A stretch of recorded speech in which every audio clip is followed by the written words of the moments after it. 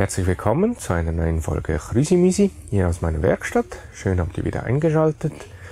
In diesem Chrüsimüsi geht es wieder mal etwas um meine Inka Tischkreissäge. Also bleibt dran, nach dem Intro geht's los.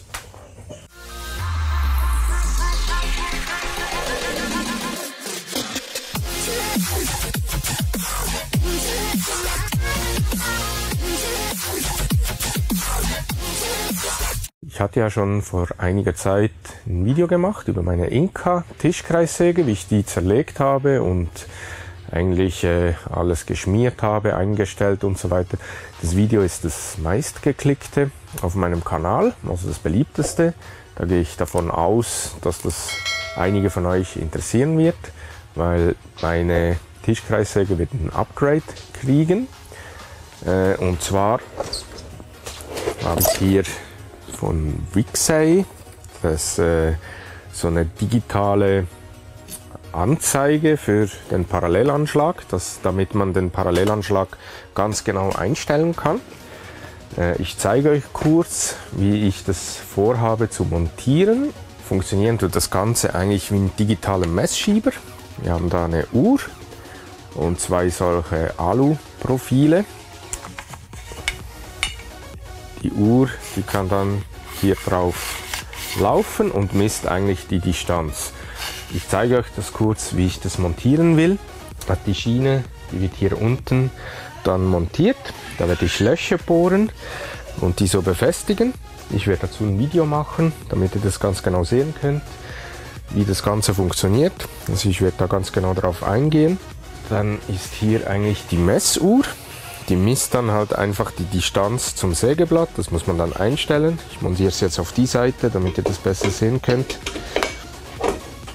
Die wird im Prinzip dann hier mit dem Parallelanschlag verbunden und das Ganze läuft dann eigentlich so und somit kann man dann den Parallelanschlag eigentlich, ja, ich sag mal Zehntelmillimeter genau einstellen und ganz genaue Schnitte durchführen.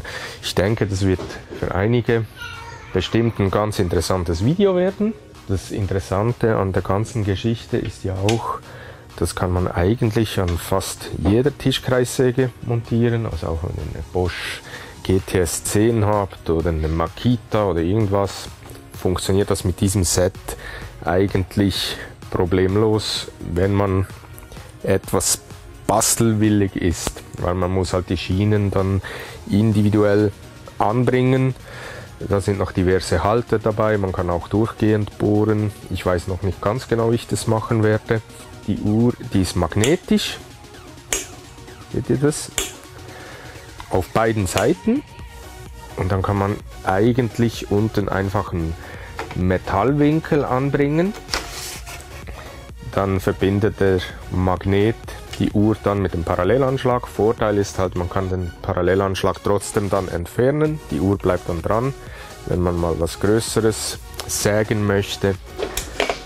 Ich finde es eigentlich ein ziemlich cooles System. Ich bin ziemlich gespannt, wie das dann funktionieren wird, wie genau das sein wird. Aber es soll, glaube ich, ziemlich gut sein.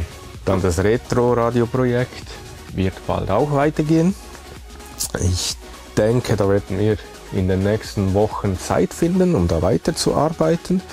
Dann wird auch auf YouTube die Retro-Radio-Serie weitergehen.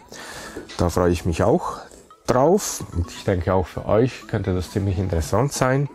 Also falls ihr den Kanal noch nicht abonniert habt, abonniert ihn. Es kommen einige interessante Dinge. Jo, dann war's das wieder mit dieser Folge Chrüsimüsi. Ich hoffe, es hat euch gefallen. Falls ja, würde ich mich über einen Daumen hoch freuen oder über einen Kommentar. Dann bedanke ich mich fürs Zuschauen, wünsche euch in der aktuellen Situation gute Gesundheit, macht's gut, bis bald. Ciao, ciao.